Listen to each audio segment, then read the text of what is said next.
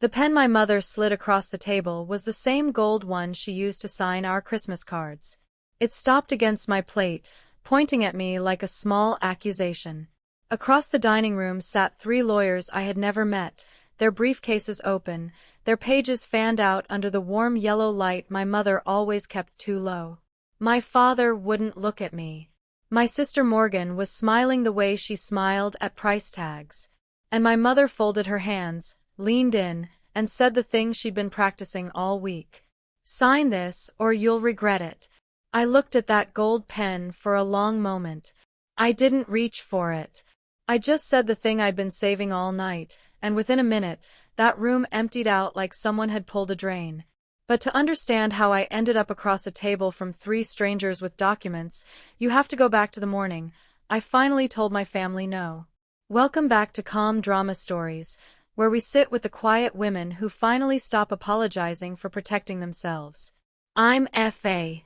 If a family ever taught you that love came with an invoice attached, stay close.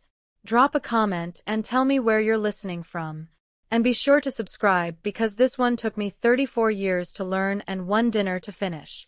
I keep a small bookkeeping firm in Harlow, Ohio, 2 rooms above a hardware store. My name on the glass, Sinclair Books. I'm 34 now, and I built it client by client over the last 10 years. The way you fill a ledger, 1 honest line at a time. I'm good with numbers because numbers don't flinch and they don't flatter you. They just tell you where the money went. Most mornings start the same. Coffee with Daniel, the radio low, the smell of toner and old paper. Daniel is steady in a way my family never trusted because steady doesn't impress people who want to be dazzled. He'd butter his toast and ask about my day like it mattered. And I'd pretend that was normal, that everyone had this. I didn't grow up with this. I learned quiet by surviving the loud. People in town think I'm reserved. The truth is I'm just careful.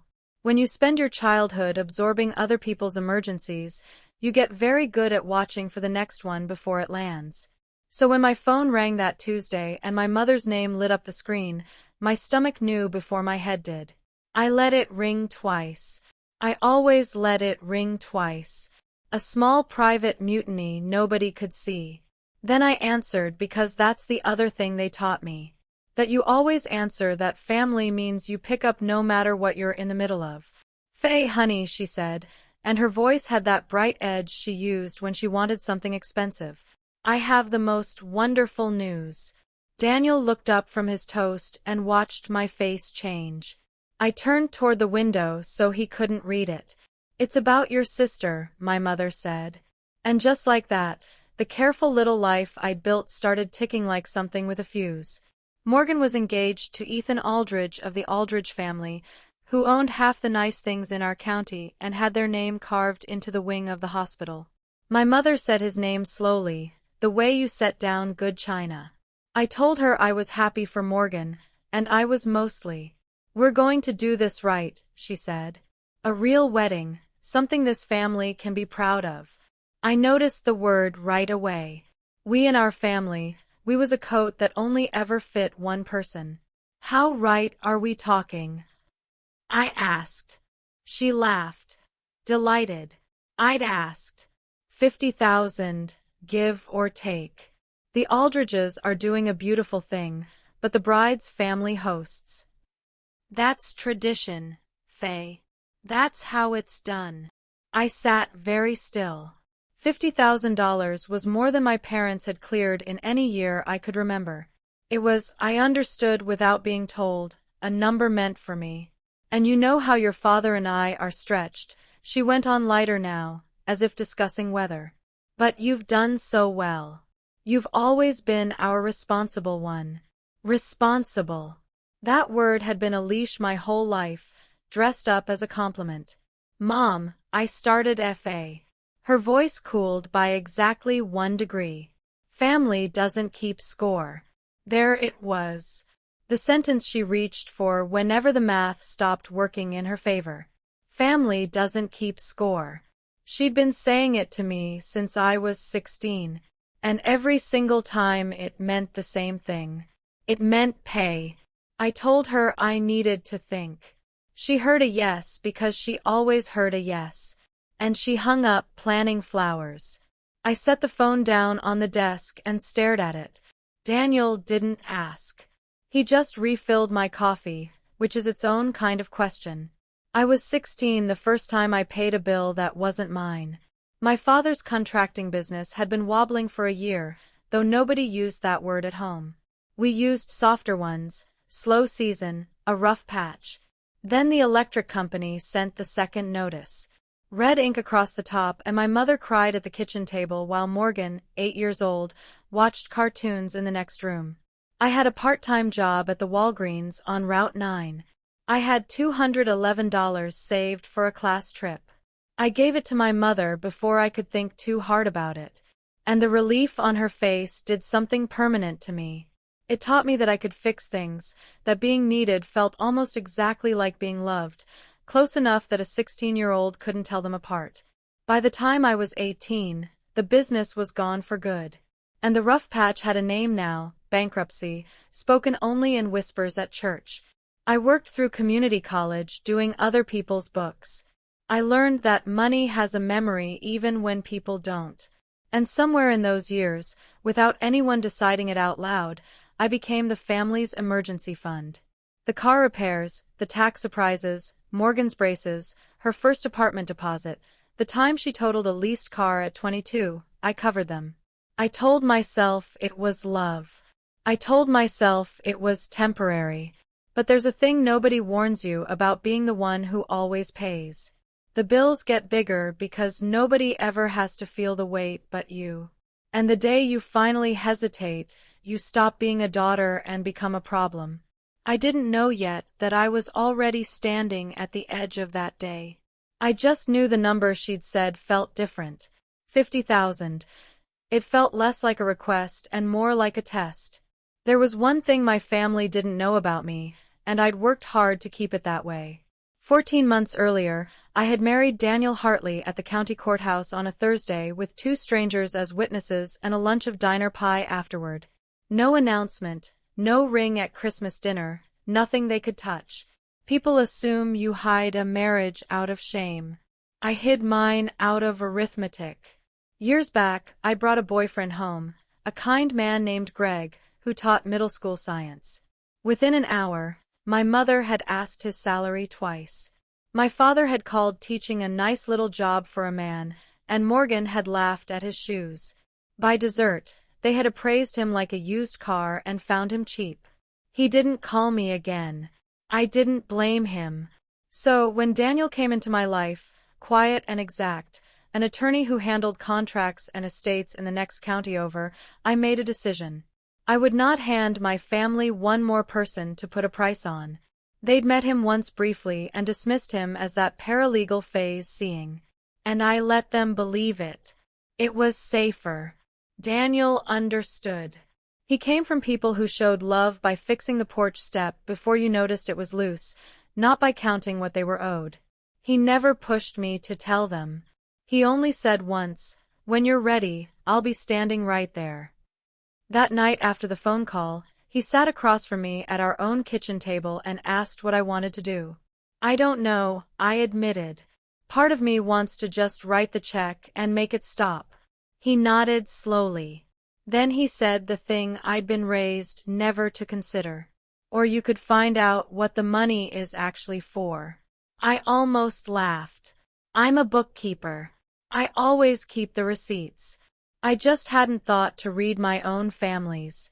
3 days later, my mother summoned me to the house for what she called a planning coffee. I drove the 15 minutes across town with my hands too tight on the wheel. The old house looked the same as always, proud on the outside, tired underneath, like a lot of things in my family. Morgan was already there spreading glossy printouts across the dining table. Venues, a florist from Columbus, a photographer who charged by the hour and shot in natural light only. My mother had a legal pad with a column of numbers, and I could see from the doorway that the bottom line was circled twice. "There she is," my mother said warmly. "Sit. Sit.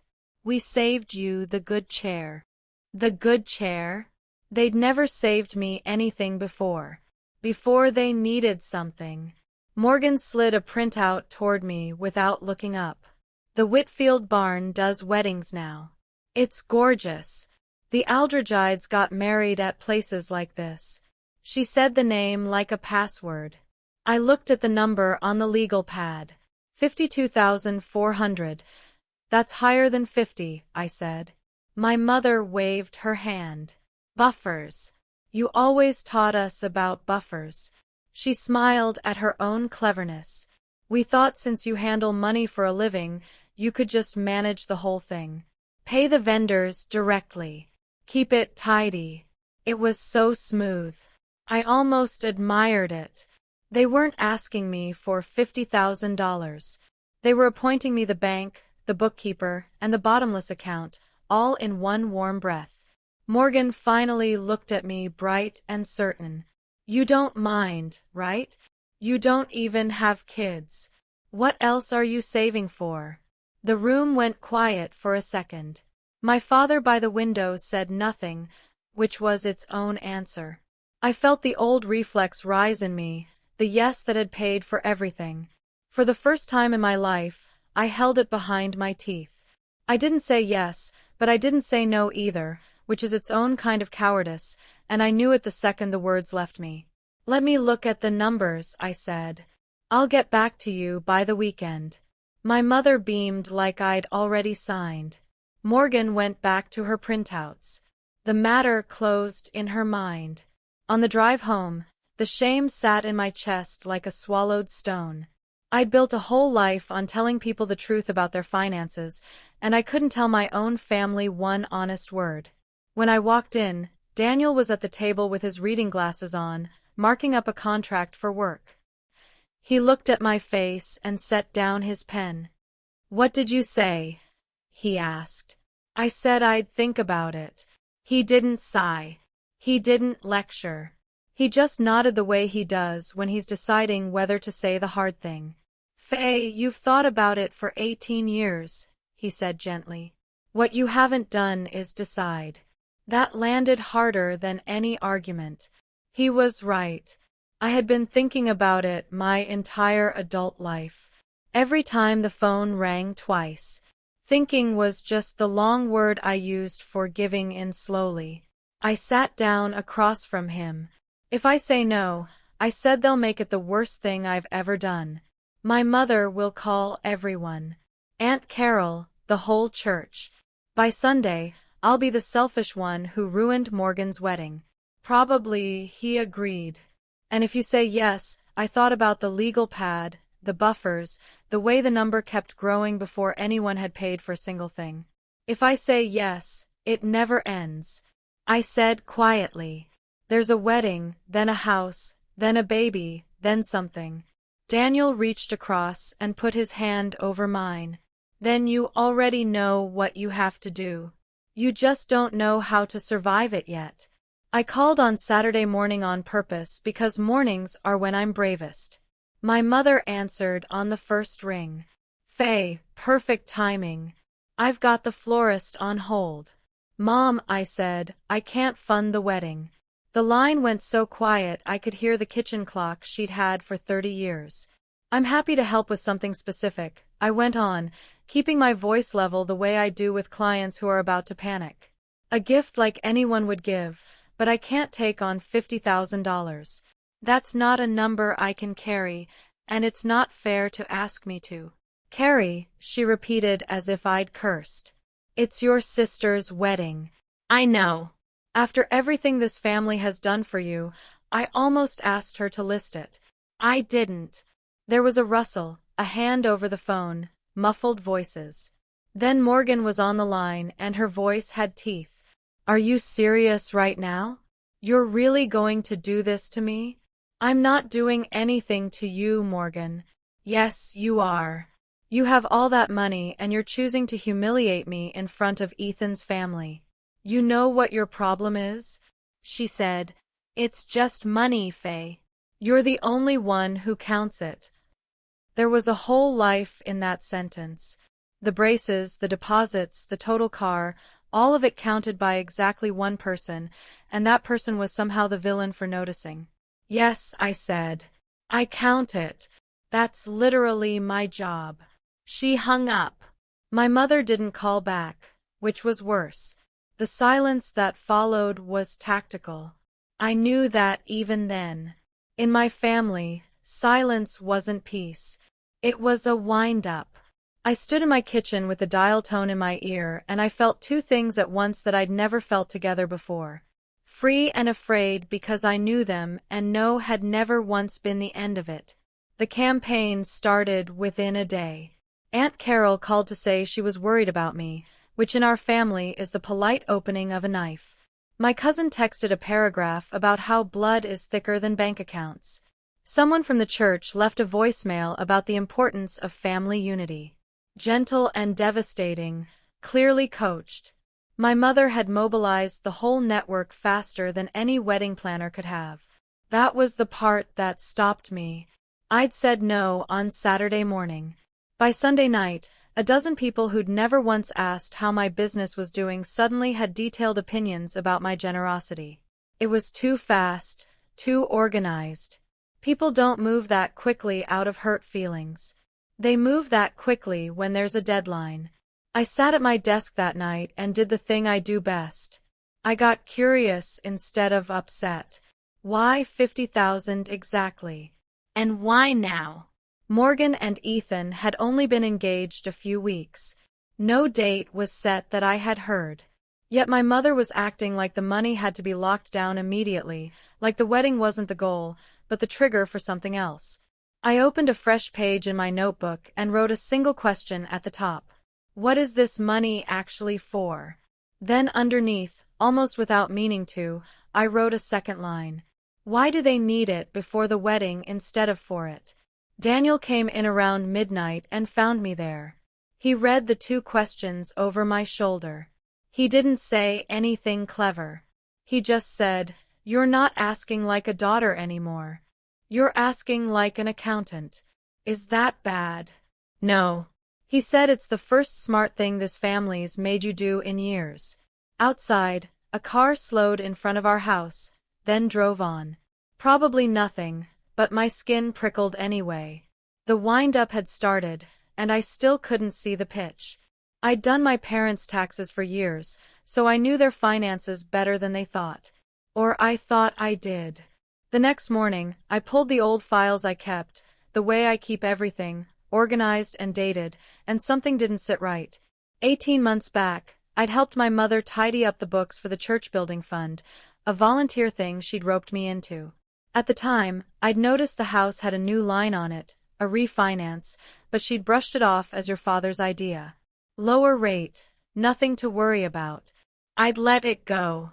You let a lot go for family. Now I looked at it with cold eyes. The refinance hadn't lowered anything. It had pulled cash out. A second mortgage dressed up as a smart move. I sat back in my chair. My parents, who couldn't fund a wedding, had quietly borrowed against the only thing they owned outright. And somehow I'd never seen the money go anywhere. No new car, no repairs to that tired house, no vacation. So where had it gone? A business has cash flow you can trace. A family hides it in shame and good intentions. I started a spreadsheet because that's how I pray. Income one, new expenses I could estimate. And a hole opened up in the middle of the page. A gap of tens of thousands of dollars that had no explanation I could see. My father had been consulting since the bankruptcy. Odd jobs. A little here and there. Not enough to explain any of it. I stared at that gap until my coffee went cold. Whatever had swallowed that money was still hungry. And now, suddenly, urgently, they needed 50,000 more from me fast before a wedding that didn't even have a date. The shape of something was forming in the dark, and I didn't like it. I picked up the phone to call my father. I wanted to hear his voice when I asked an innocent question. My father called me first, which never happened. His voice was warm and a little rehearsed, the voice of a man reading from a card. "Faye, sweetheart, your mother and I feel terrible about how Saturday went." I waited. "We don't want money to come between us." Family doesn't keep score. You know that twice now in 1 week from both of them. The phrase had become a drumbeat. I appreciate that, Dad, I said carefully. Listen, while I've got you, he said, sliding into it so smoothly, I almost missed the seam.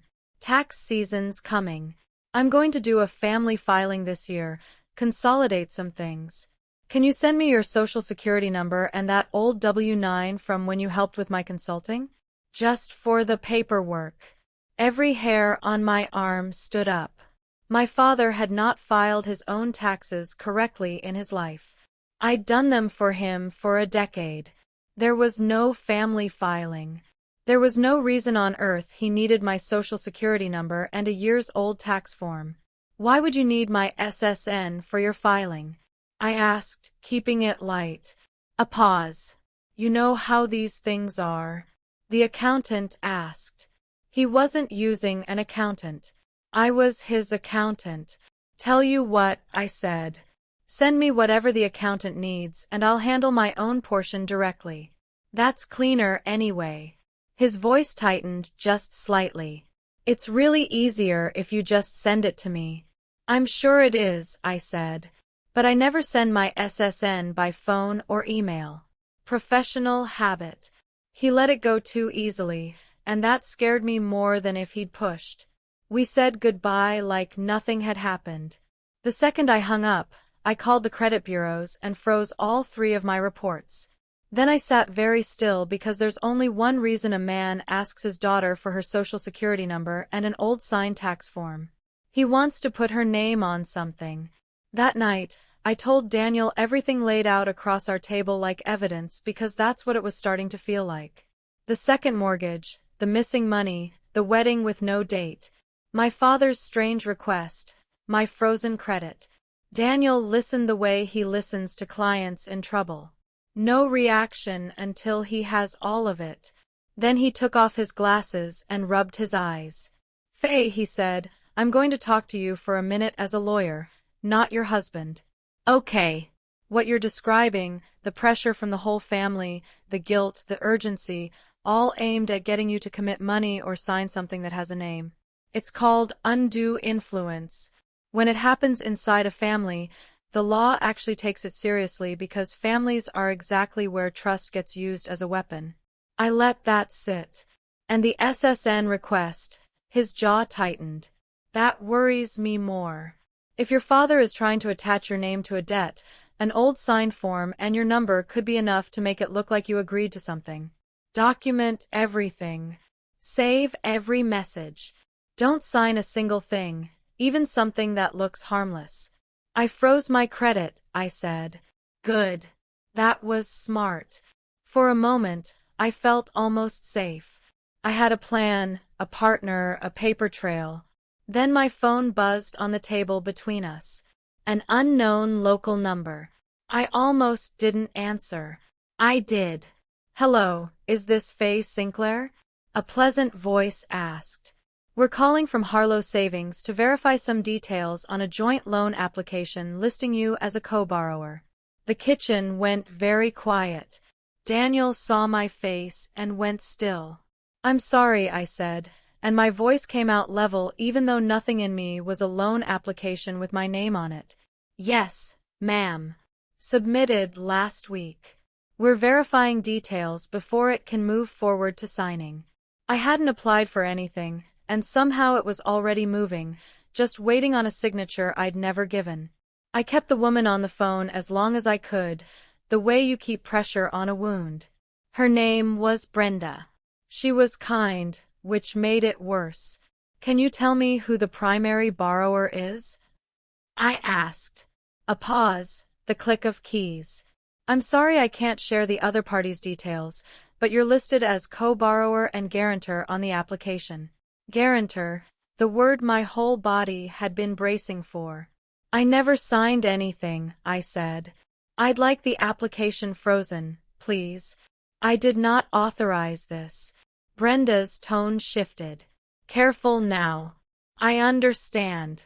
The thing is, the application's still in processing, pending the borrower's signature, and I can't simply withdraw it over the phone without verifying identity in person, given there are two named parties. You'd need to come in, and the other borrower would need to be notified. There it was, the wall. I'd acted. I'd frozen my credit. I'd refused my father.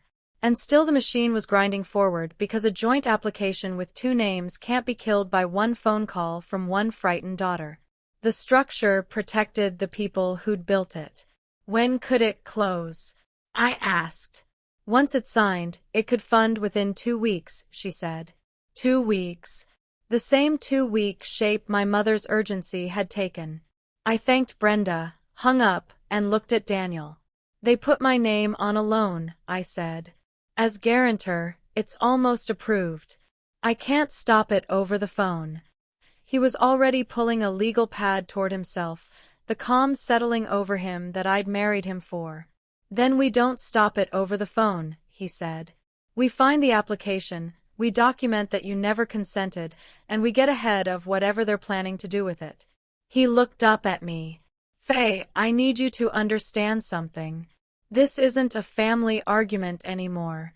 Putting your name on a loan without your consent, using your information, that's fraud.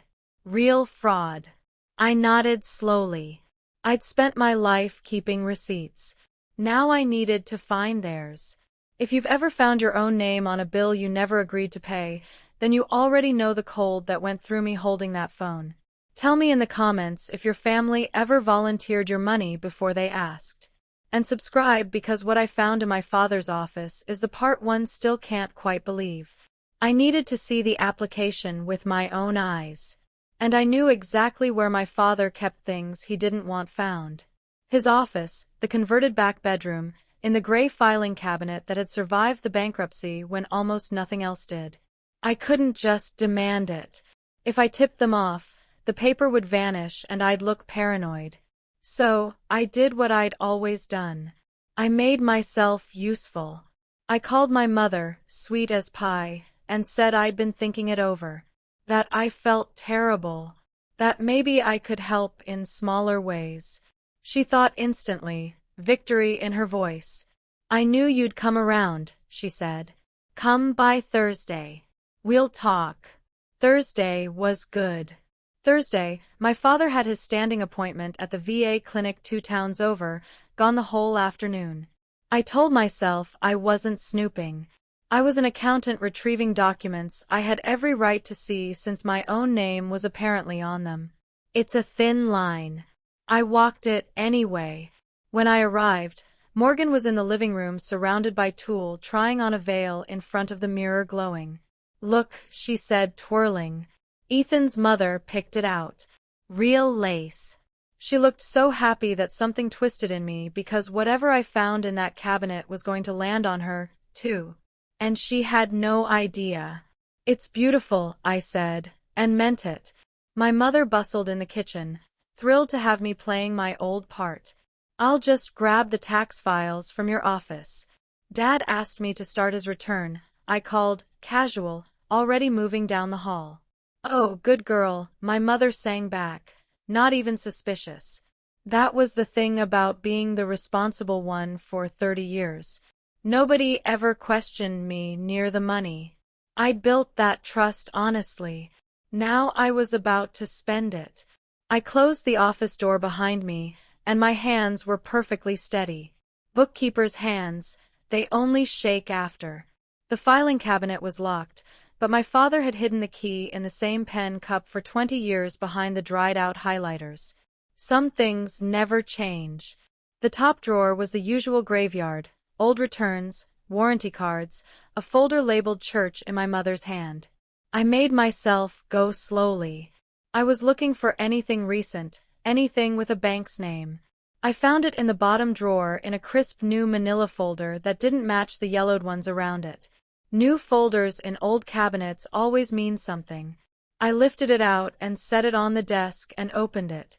The first page was a loan application from Harlow Savings. My breath went shallow.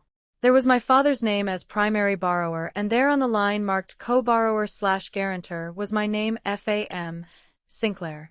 My old address from years ago, the apartment over the laundromat. My social security number. The full 9 digits in my father's blocky handwriting. The signature line was the only thing blank waiting.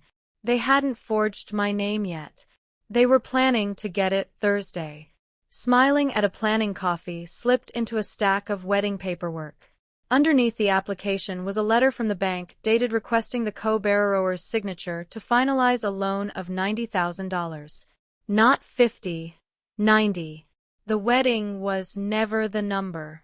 The wedding was the cover. I stood there in my father's quiet office with the proof in my hands, and I understood finally and completely what I had always been to this family.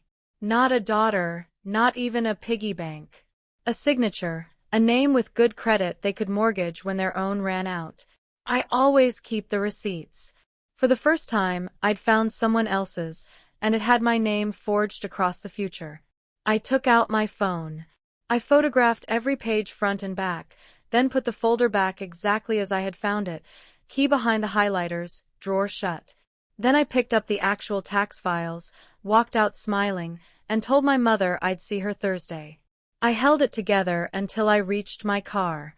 Then I sat in the driveway of my childhood home and let my hands shake. Finally, the way bookkeeper hands only do after $90,000.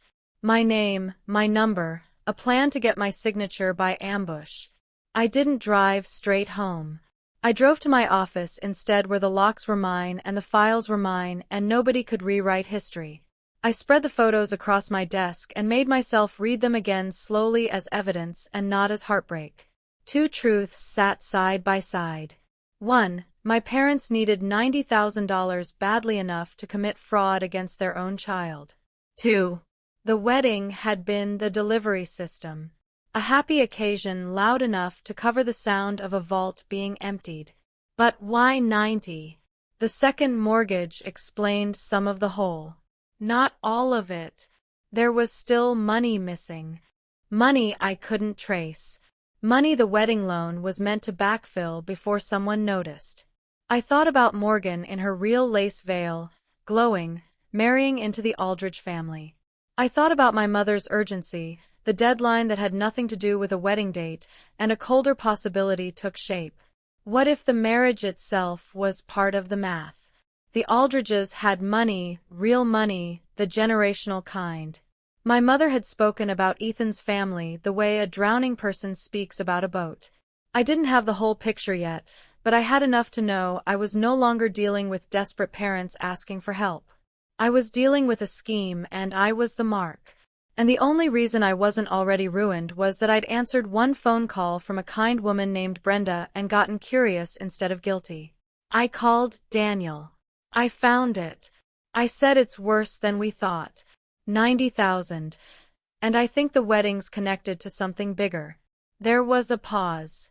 Then in his steady lawyer's voice, "Come home. Bring everything. We start building tonight." We worked at our kitchen table until 2 in the morning, and it was the strangest comfort I'd ever known, building a defense against my own family beside a man who loved me. Daniel created a folder of his own, a real one, the kind that holds up. He printed my photos of the application. He had me write a sworn timeline dated and detailed of every conversation, the SSN request, the bank call, my frozen credit. "This matters," he said.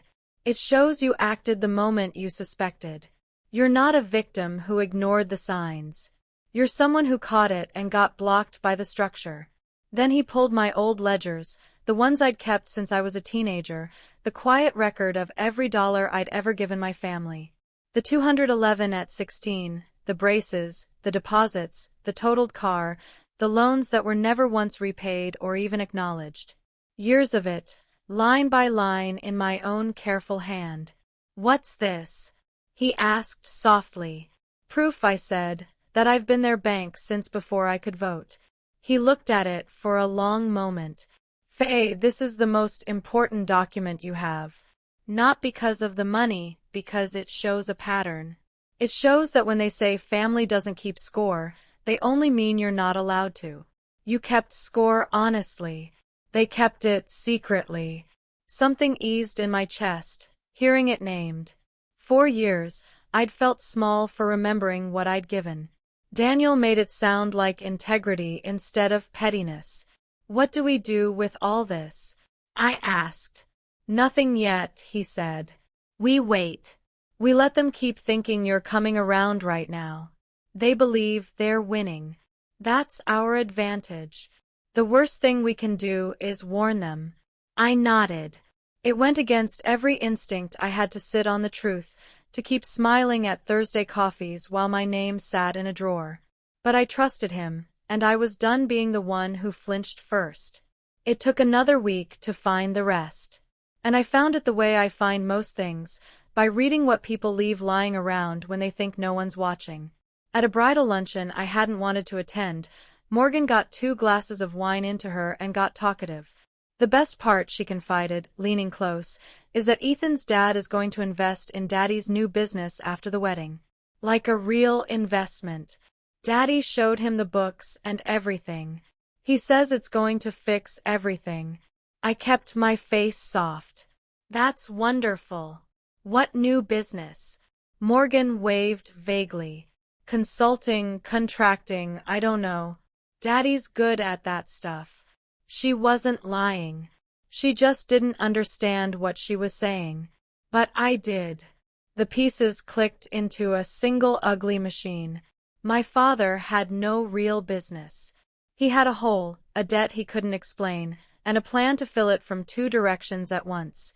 First, a $90,000 loan guaranteed by my good credit to backstop the gap. Second, an investment from Ethan's wealthy father secured by a beautiful wedding and a set of books that made my father look solvent. The $50,000 wedding wasn't a celebration. It was a stage set built to make the Aldrichides believe the Sinclairs were the kind of family worth investing in. And I was funding the set and guaranteeing the loan that propped up the lie. Morgan, glowing in her chair, was the bait. She didn't know it. She thought she was a princess. She was a lure. I drove home slowly that night, sick to my stomach, because now I knew the whole thing. And knowing it made me responsible for what came next. I could write the check and bury it. I could let the wedding happen and the lie hold and my name sit on a fraudulent loan forever. Or I could pull one thread and watch it all come apart, knowing innocent people, Ethan, even Morgan, would be standing too close when it did. Daniel laid it out for me plainly, the way you'd explain a diagnosis. Here's where you actually stand, he said. First, that loan application, you never signed it. If they forged your signature, that's fraud. And we can prove you froze your credit and refused your father before they tried. The bank already has you on record disputing it. The loan is dead the moment we say so. And if they pressure me to sign it for real, any agreement you sign under that kind of family coercion, threats, guilt, and ambush can be challenged as voidable undue influence. It's not automatic. You'd have to prove it. But the more obvious the pressure, the harder it is for them to enforce, especially when the people leaning on you are the ones who benefit. I felt the ground change under me. For weeks, I'd been the prey, frightened, reacting, one step behind. Now I saw the board for what it was. They thought they held all the cards. They thought I was the same girl who handed over $200 at 16 because relief looked like love. They had no idea their loan was already a corpse, that I had photographs, a timeline, a lawyer at my own kitchen table, 16 years of ledgers, and the one thing they'd never accounted for. That I'd finally stopped being afraid. From that night on, they were playing a game I had already won. They just didn't know the score yet. So, what do? I asked. Daniel smiled slow and certain. Nothing dramatic. You stay calm. You stay polite. You let them set their trap. And when they spring it in front of whoever they bring to make you feel cornered, you stop being cornered. How? By bringing the truth into the room with you, he said. And by bringing me. I looked at this man, this quiet attorney. My family had appraised at nothing and dismissed as a paralegal. And I started for the first time in a long time to feel something that wasn't dread. I felt ready. All they had to do now was invite me to dinner. The invitation came on a Sunday in my mother's most loving voice. Honey, we want to have a real family dinner. Just us. Clear the air. Your father's been so upset about how things have been, and we hate this distance. She paused perfectly. And there's some wedding paperwork we should go over together just to keep it all tidy. You're so good with that. Wedding paperwork. There it was, wrapped in linen. I looked at Daniel across the room. He nodded. I'd love that, Mom, I said warmly. When? Friday, 7 o'clock.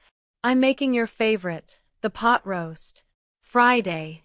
The bank had told Brenda's 2 weeks, and Friday landed right at the edge of it, the last clear day to get my signature before the loan either funded or collapsed. The wedding was 3 weeks out. The Aldridge investment Morgan had let slip was meant to close right after the ceremony. Everything my family was doing converged on one signature on one night at one table. They'd even chosen the weapon, the pot roast, the good chair, the warm low light, the performance of love designed to make refusal feel like cruelty. Should I bring anything? I asked. Just yourself, sweetheart, my mother said. Just family. I hung up and stood in the quiet. Daniel came and put his arms around me from behind. You don't have to do this, he said. We could handle it all on paper. Letters, lawyers, you never have to sit at that table. I thought about it. I really did. But some things have to happen in the room where they were planned. No, I said they built this dinner to corner me. I'm going to sit in their chair, eat their pot roast, and let them spring the whole thing. I turned to face him, and then I'm going to introduce them to my husband.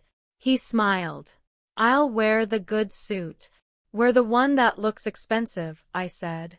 Mom likes to know what things cost. We spent the week preparing the way I imagine soldiers prepare, calmly, thoroughly, hoping not to need half of it. Daniel made 3 copies of everything. The loan application with my forged-in details and the blank signature line. The bank letter showing $90,000, my sworn timeline, my credit freeze confirmations, and the ledgers, 16 years of them, scanned and bound into a single quiet book of every dollar I'd given and every promise they'd broken. He drafted a short letter on his firm's letterhead naming himself as my attorney, stating clearly that I had never authorized any loan, that any document I might sign under coercion would be void, and that he was prepared to report the unauthorized use of my identity to the bank and, if necessary, the authorities. We don't lead with threats, he said. We lead with calm. The letter just makes calm permanent. I practiced too, though not a speech. Daniel was firm about that. Don't rehearse lines. They'll come out stiff and they'll feel like a trap of your own. Just know your truth cold. Then say less than you want to. Let them fill the silence. People in the wrong do. The hardest part wasn't the documents. It was Morgan.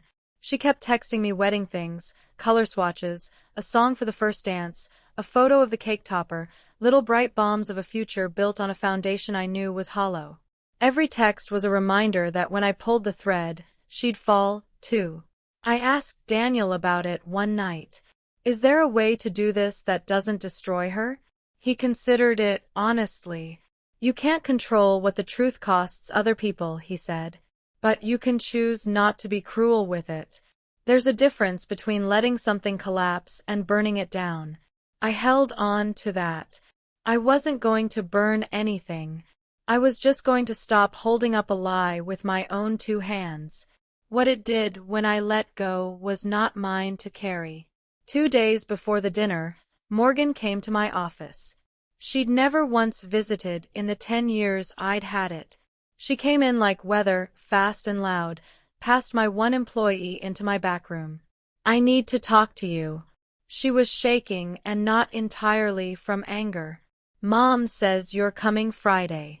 She says you're going to fix everything. Fix what exactly? I asked quietly. The money, the wedding, whatever's going on. You always fix it. She dropped into the chair across from me. Ethan's mother keeps asking about the venue deposit. The florist needs a number. Everything's falling apart and everyone keeps saying it's handled, but nobody's actually paying for anything and I'm the one who looks insane. For a second, she wasn't a villain or a lure. She was my little sister, 8 years old in front of cartoons while our mother cried over a red-stamped bill, growing up in a house where money was a ghost that haunted everyone and was never ever discussed. Nobody had ever told her the truth either. They just handed her a script and a veil. Morgan, I said carefully, has anyone actually shown you the wedding budget? The real one with where the money's coming from? She blinked.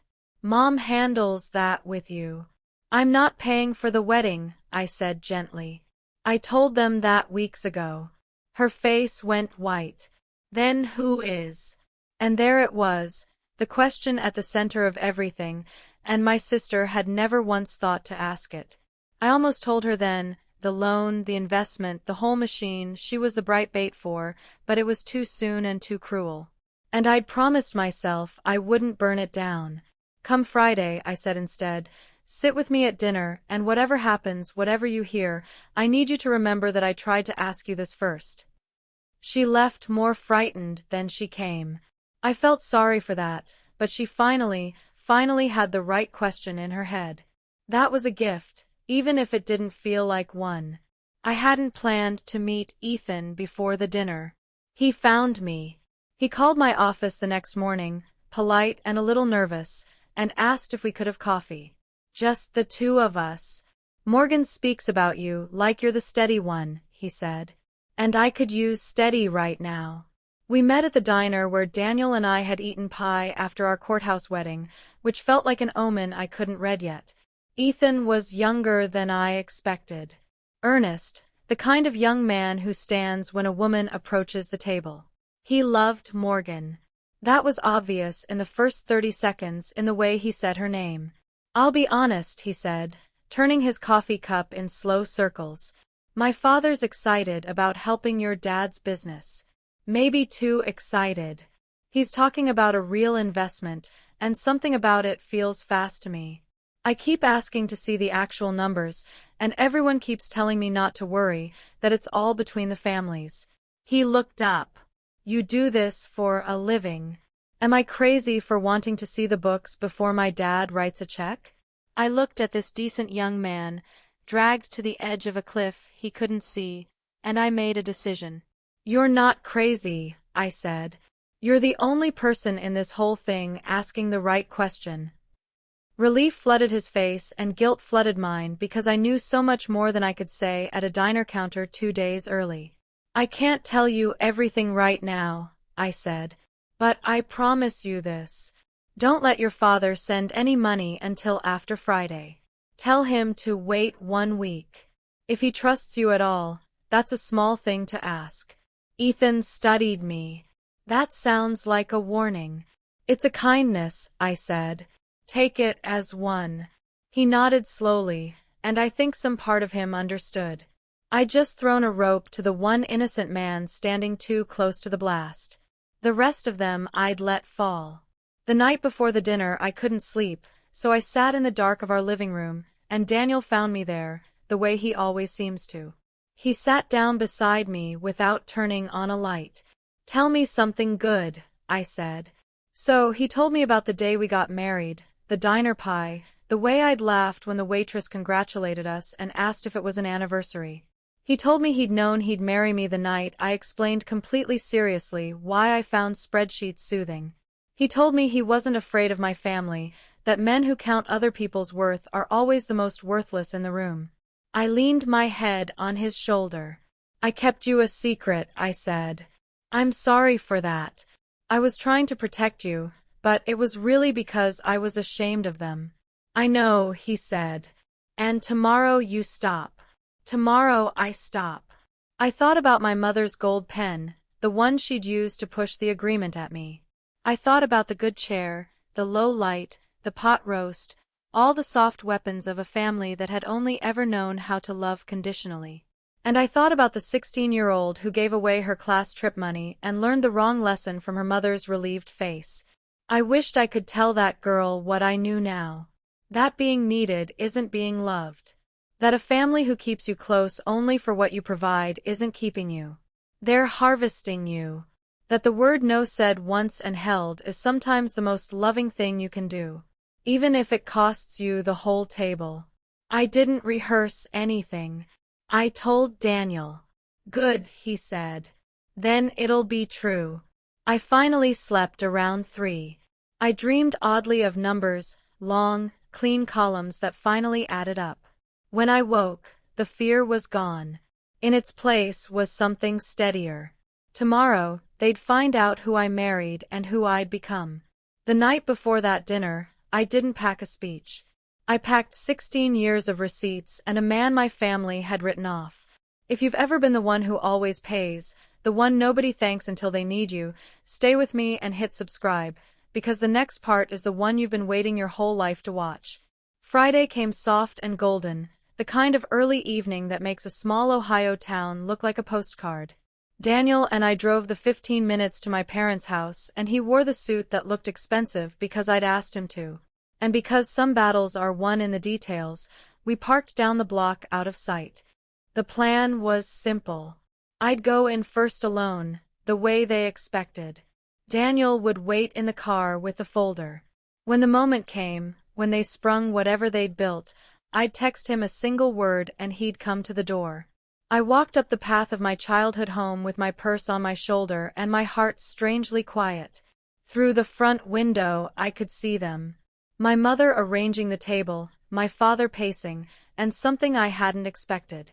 Other cars in the driveway, nice ones, 3 sedans I didn't recognize, parked neat as soldiers. I stopped on the walk. My mother had said, "Just family.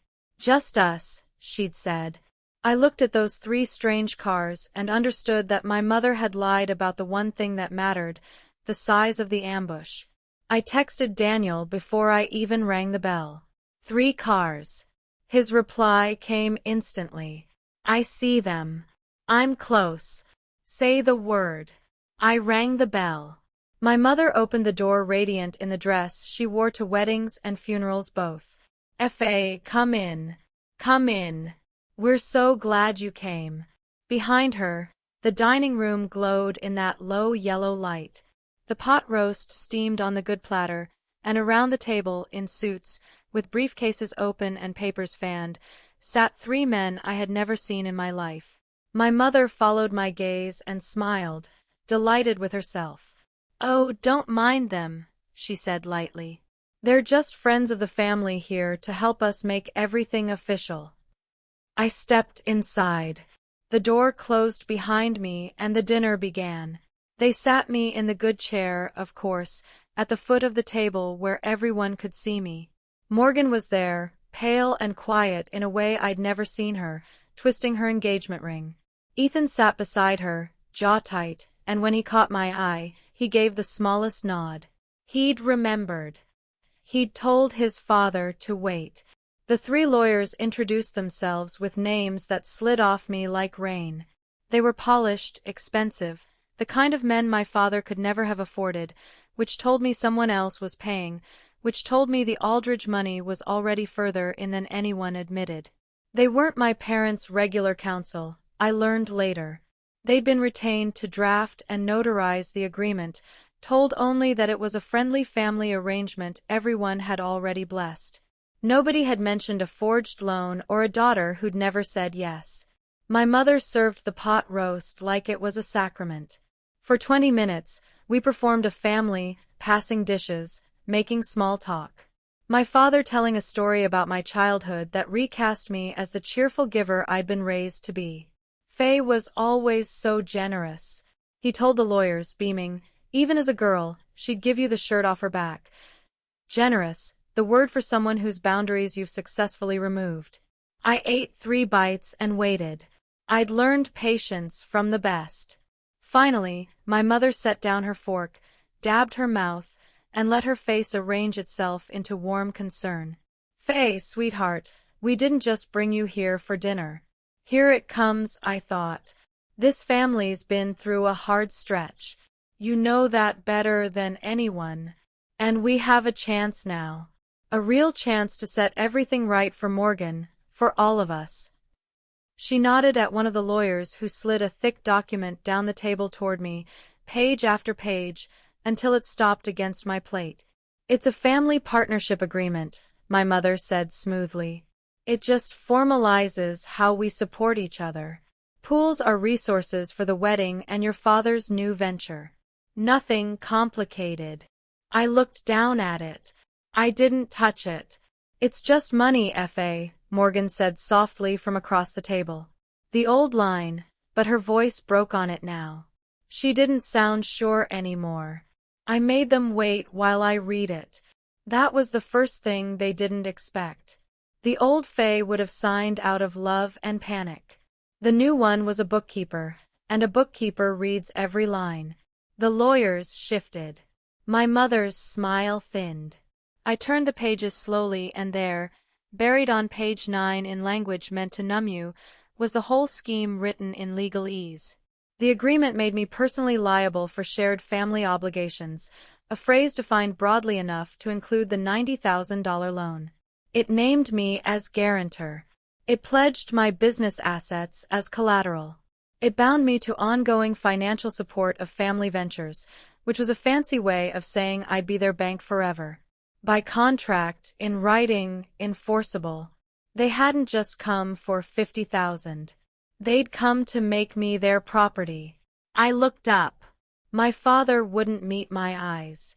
My mother's smile was gone now, replaced by the hard set I remembered from every fight I'd ever lost to her. We need this sign tonight, she said, and the warmth had drained from her voice. The wedding's in 3 weeks. Your father's investment depends on it. The bank needs it by Monday. She reached into her purse and took out the gold pen, the one from the Christmas cards, and slid it across the table until it touched my hand. Sign this, Faye. Her eyes were flat. Or you'll regret it. This family has carried you your whole life, and if you turn your back now, you won't have a family to come back to. Think very carefully. There it was, the threat under the love, finally said out loud in front of 3 lawyers and my pale sister and the decent man she was about to marry. The ambush fully sprung. I looked at the pen. I looked at my mother's flat, certain eyes, and under the table where no one could see, I typed a single word to Daniel. Now, then I folded my hands on top of the unsigned agreement and smiled, calm as a Sunday. Before I sign anything, I said, there's someone I'd like you all to meet. The doorbell rang.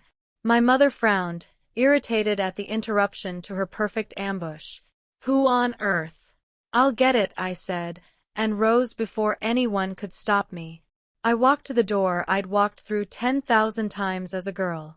And I opened it, and there was Daniel in the suit that looked expensive, holding a slim leather folder.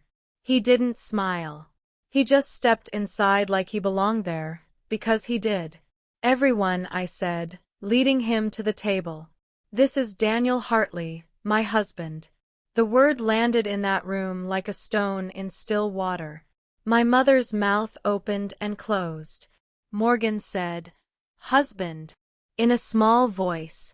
My father finally looked up, and the 3 lawyers who a moment ago had been relaxed and certain went very still the way professionals do when an unknown variable walks into their carefully arranged equation.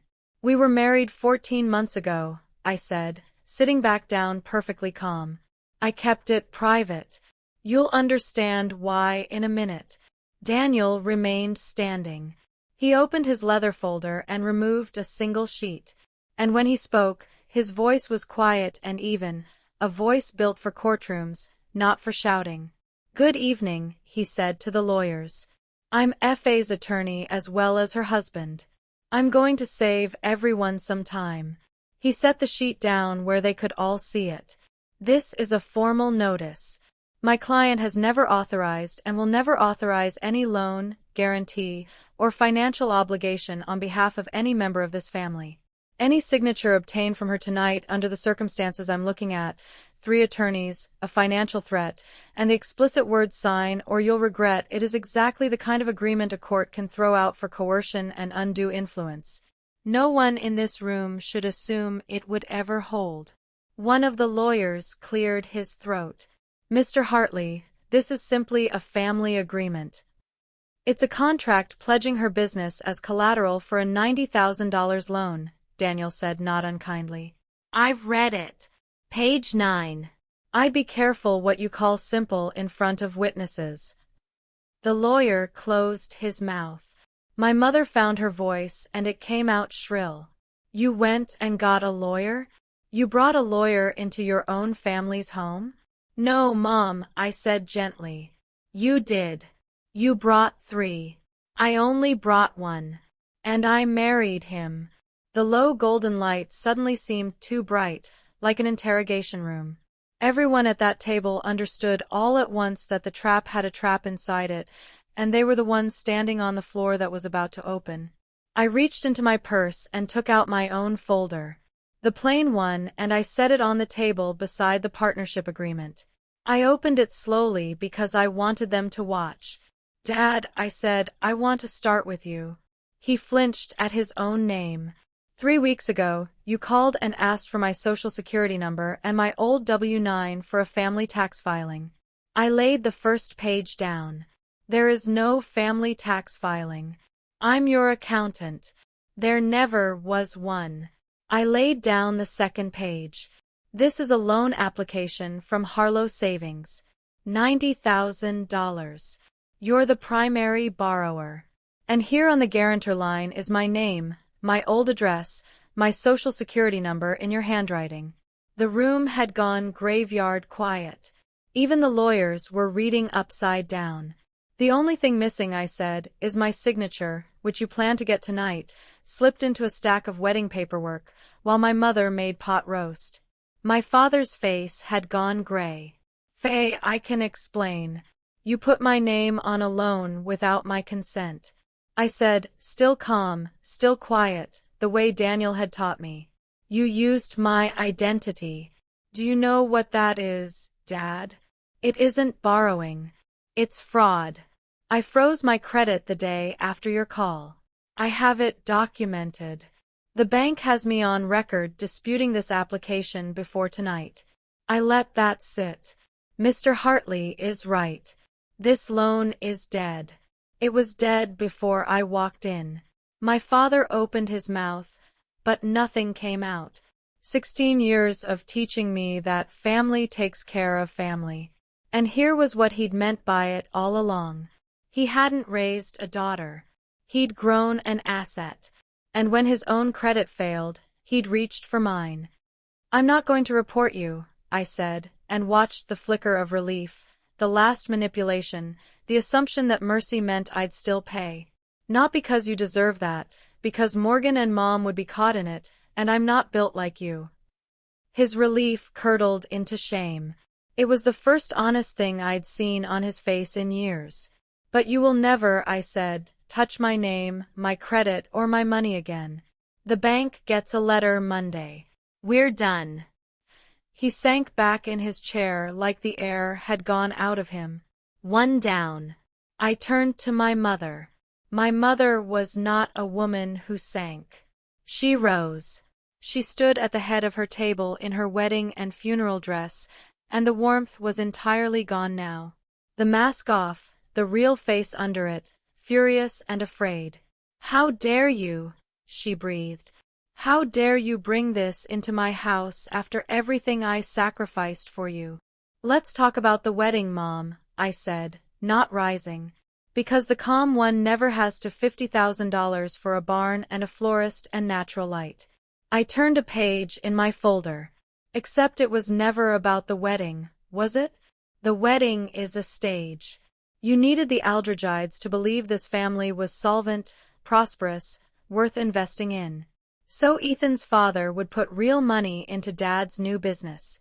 I made the quotes with my voice.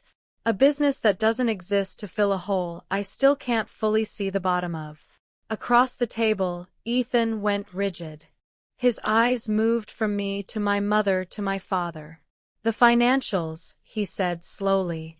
The ones my dad's been shown. The ones that made him so excited. I'd have an accountant look at those very carefully, I said to him gently. I think you'll find they describe a family that exists only on paper. My mother's voice cracked like a whip. You ungrateful girl. You have no idea what it takes to hold a family together, to keep up appearances when everything's falling apart. You think you're better than us with your little business and your secret husband? I think I said quietly that you taught me one sentence my whole life. Family doesn't keep score. I stood up then finally, not in anger, just to be level with her. You said it every time you wanted something. Every time the math didn't favor you. Family doesn't keep score. I let the silence stretch. You were right, Mom. Family doesn't keep score. I picked up my plain folder and held it up so the whole table could see the years of careful columns inside.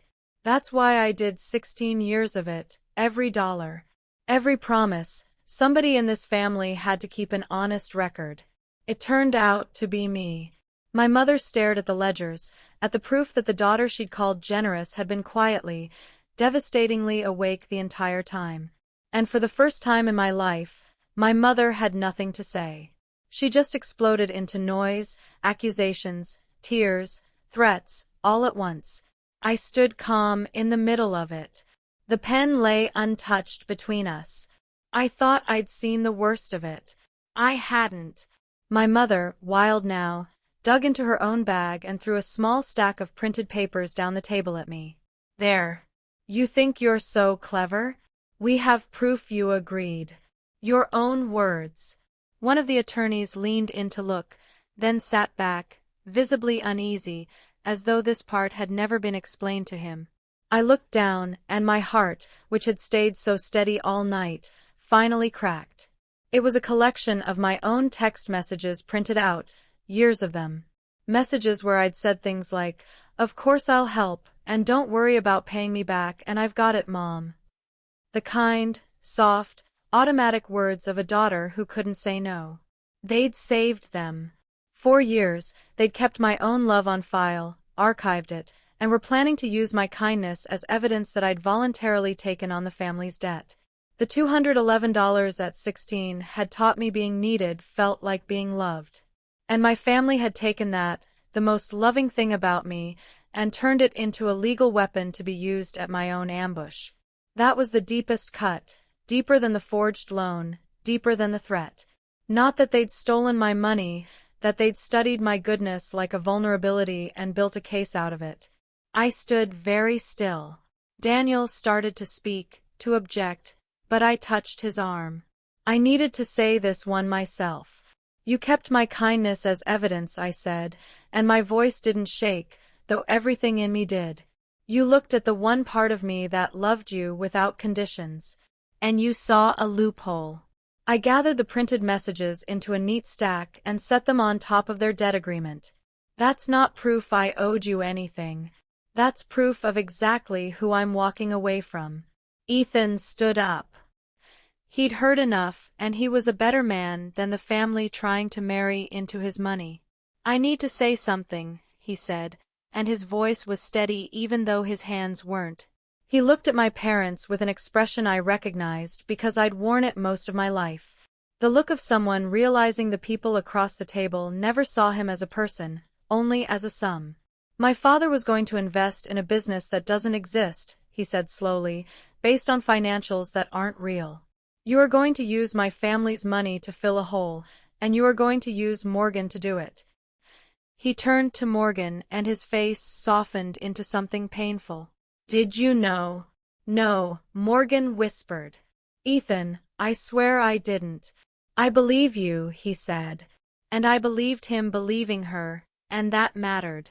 Then he turned to me. Thank you, he said simply for the warning, for telling my dad to wait. You didn't have to protect me. I'm not even family. That's exactly why I did, I said. You're the only one here who didn't do anything wrong. He nodded and gathered his coat and paused at Morgan's chair. I do love you, he told her quietly. But I can't start a marriage standing in the middle of this. Not like this. If you want to figure out who you are away from them, really away from them, you know where to find me. And then he left with his dignity and his family's money intact. The one clean exit from a house full of people who'd forgotten what clean looked like. I let him go without a word, because rescuing him further would have robbed him of the choice he'd just made for himself. The front door closed softly behind him.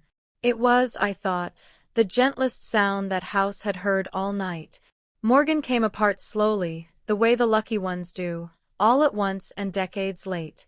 She sat in the wreckage of her wedding and looked at our parents like she was seeing them for the first time. "You used me," she said. "Not a question. All of it.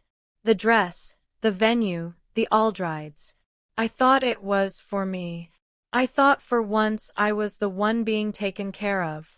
She laughed, and it broke in the middle. "I was just the bait. Morgan." My mother started. "Don't." Morgan turned to me, mascara ruined. And there it was, the near sympathy moment I'd promised myself I wouldn't waste. "You tried to ask me," she said, "at your office. You asked if I'd seen the real budget. You tried to warn me, and I called you jealous in my head. I've called you so many things." "I know," I said. "It's just money, F.A., she whispered. The old line, our family's catechism. And this time it came out as a question she'd never thought to ask before. "Is that what you really thought it was all those years?" "I thought," I said carefully, "that if I kept paying, you'd all keep loving me." "I was wrong about the math too, Morgan. Just in a different direction." She didn't get a clean exit like Ethan. She'd taken too much, said too much, believed too easily the story where I was the selfish one. But she wasn't the architect of this. She was a girl raised on a script just like me, handed a different role. I wasn't going to redeem her tonight or pretend the years away, but I wasn't going to slam the last door either. "When you're ready to look at things honestly," I said, really honestly. "Not the family version. Call me. Not for money. I'm done with money. But I'll answer." 2 rings. I thought I'll let it ring twice, then pick up. That's the most I had left to give. It would have to be enough. There wasn't much left to say, and that itself was new. In my family, the fights had always gone for hours, looping and reopening because nothing was ever really decided, only postponed until the next time they needed me. This was decided. The lead attorney had already closed his folder. "If any part of what I've heard tonight is accurate," he said stiffly, sliding the agreement out of my mother's reach, "this firm cannot be a party to it. We're withdrawing. I'd strongly advise you to seek separate counsel and not to put your daughter's name on anything again." The other 2 were already packing their briefcases, eager to be gone from a job that had curdled into liability. My father sat hollow in his chair. My mother stood rigid, still searching for the lever that had always worked, the guilt, the history, the word family, and finding every one of them dead in her hand. I gathered my folder, the ledgers, the printed proof of my own kindness, and I left their dead agreement on the table where it belonged.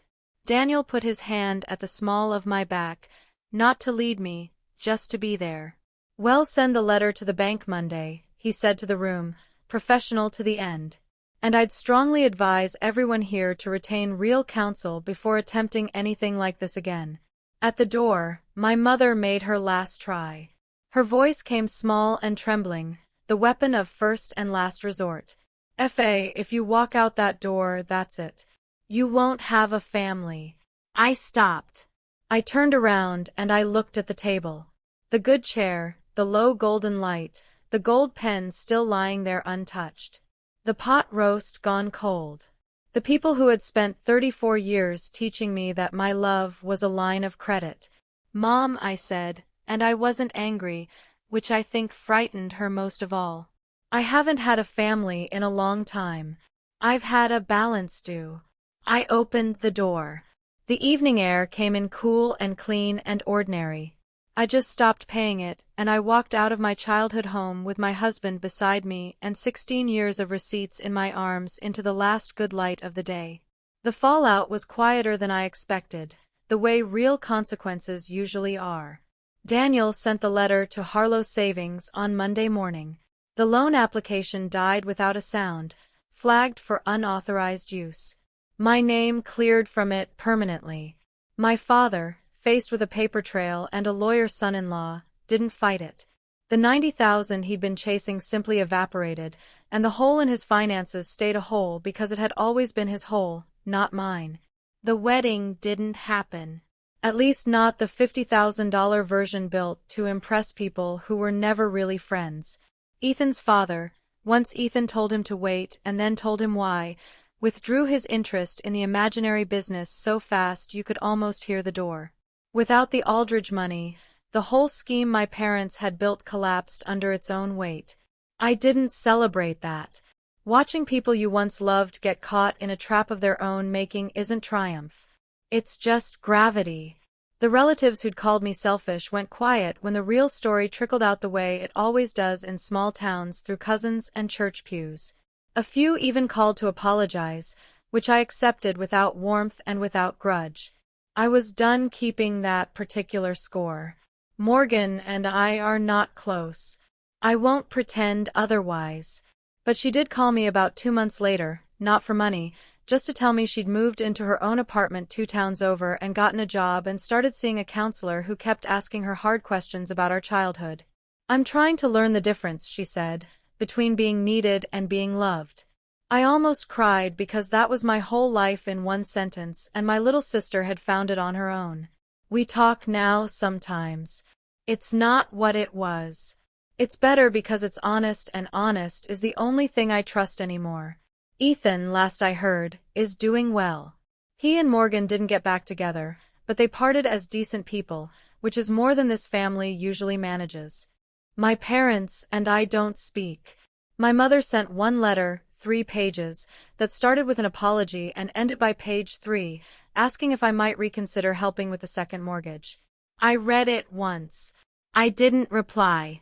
Some people show you exactly who they are. And the kindest thing you can do for them and for yourself is finally believe them. As for me, I told my clients the truth that I'd been keeping books for everyone but myself. And I started doing my own. Daniel and I had a real dinner that Friday, the next one, just the 2 of us, at the diner with a pie. I told the waitress it was our anniversary, 14 months and counting. And I didn't lower my voice when I said his name. For the first time in my life, the columns added up. Not because I'd paid everyone off, because I'd finally stopped letting people draw on an account I never agreed to open. The phone still rings sometimes. I still let it ring twice out of habit. But now when I pick up, it's because I want to. And that, it turns out, is the difference between a family and a balanced due. Here's what I know now. The only line worth keeping from all those ledgers. Kindness was never the problem. The problem was a family that read my kindness as a balance they were entitled to draw on forever. And the day I closed the account, I didn't lose a family. I finally found out I'd been carrying one that was never really mine to carry. So that's how one quiet sentence emptied a room. The gold pen, the 3 lawyers, the $90,000 with my name forged across the future. If your love has ever come with an invoice attached, set the boundary before the bill arrives. Then tell me in the comments where you finally said no and meant it. Some of you needed to hear this today. Subscribe, stay close, and I'll see you in the next story.